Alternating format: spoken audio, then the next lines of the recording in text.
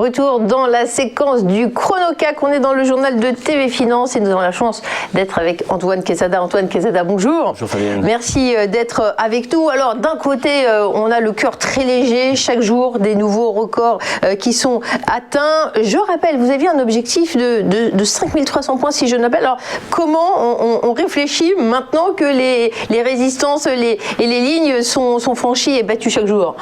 Ben écoutez, comme on dit, le marché a toujours raison. Donc mon objectif effectivement de 6300 que j'avais fixé il y a déjà pas mal de semaines, il a été non seulement atteint mais même dépassé, bien qu'hier on a clôturé sur les mêmes niveaux que cet objectif. Et que faut-il en déduire? Bon, ben, on peut dire qu'il y a le fameux alignement des planètes, hein. Toutes les informations vont dans le bon sens, les banques centrales sont toujours à la manœuvre, les résultats d'entreprise, c'est quand même ça le plus important, sont bons, voire même meilleurs qu'attendus pour la plupart, aux États-Unis en tout cas, et même en Europe, en France. Donc tout va pour le mieux dans le meilleur des mondes, si ce n'est que ce qui peut se produire, et c'est ce qui peut-être a commencé à se faire déjà hier en fin de journée, c'est qu'il y ait des prises de bénéfices tout simplement, c'est-à-dire que les marchés anticipent toujours l'évolution des choses. Les marchés anticipaient un retour, sinon tout de suite à la normale, en tout cas une amélioration de la situation sanitaire, économique, etc. Donc on est dans cette situation-là, de nette amélioration et d'optimisme.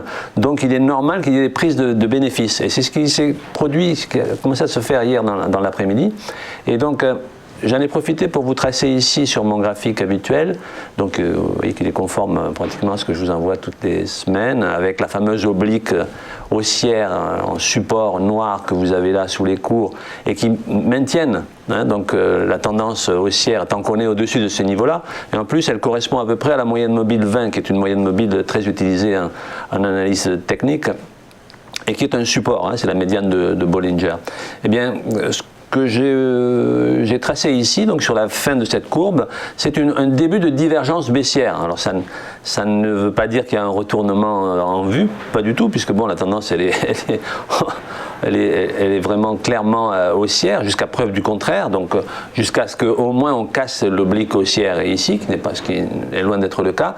Donc on a eu des indicateurs qui, depuis quelques jours, ont du mal à continuer à monter alors que les cours ont continué eux à monter, à faire des hauts plus hauts.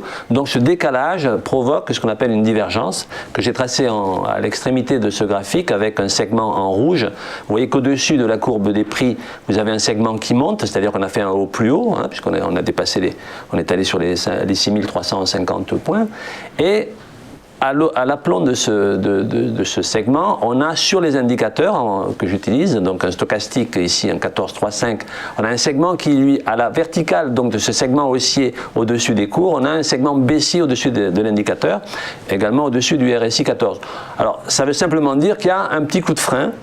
Alors, parfois, les retournements se font sur ce genre de divergence qui n'est pas encore validé, mais cela ne veut absolument pas dire qu'il y a un retournement en cours, si ce n'est un petit coup de frein de la tendance, qui est en accord avec la prise de bénéfices qui a commencé à s'opérer hier. Et on constatera, ça je l'avais déjà révélé il y a la semaine dernière, il me semble, c'est que les journées de baisse, entre guillemets, se font généralement avec plus de volume que les journées de hausse. Ce qui laisse entendre qu'effectivement, ça va dans le sens de ce que j'évoque, c'est qu'il y a des prises de bénéfices et que certains sont à bon escient en train de quitter ce marché qui semble être trop beau pour être vrai. Donc, que faut-il attendre pour aujourd'hui et pour les jours qui viennent? Bien, écoutez, je pense qu'il faudra surveiller tout simplement l'oblique haussière ici qui correspond à la moyenne mobile 20. Et je dirais que si on venait à clôturer en dessous de la moyenne mobile 20, aujourd'hui ou dans les jours qui viennent, on pourrait s'attendre à un retracement plus important.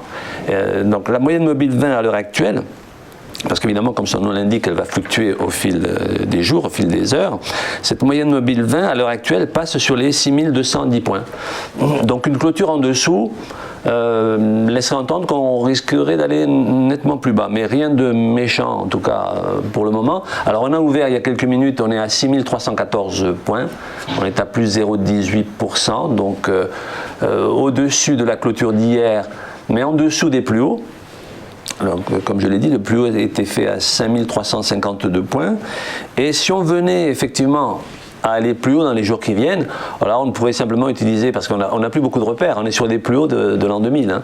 Donc on n'a plus beaucoup de repères graphiques. On pourrait utiliser une extension de Fibonacci pour extrapoler, pour viser un nouvel objectif. Si on venait à casser les points hauts d'hier, on pourrait viser dans les jours qui viennent ou à terme, enfin à moyen terme, les 6422 points qui correspondent à 61,8% d'une extension de Fibonacci. Bon, ça c'est dans l'hypothèse où on dépasserait les plus hauts d'hier.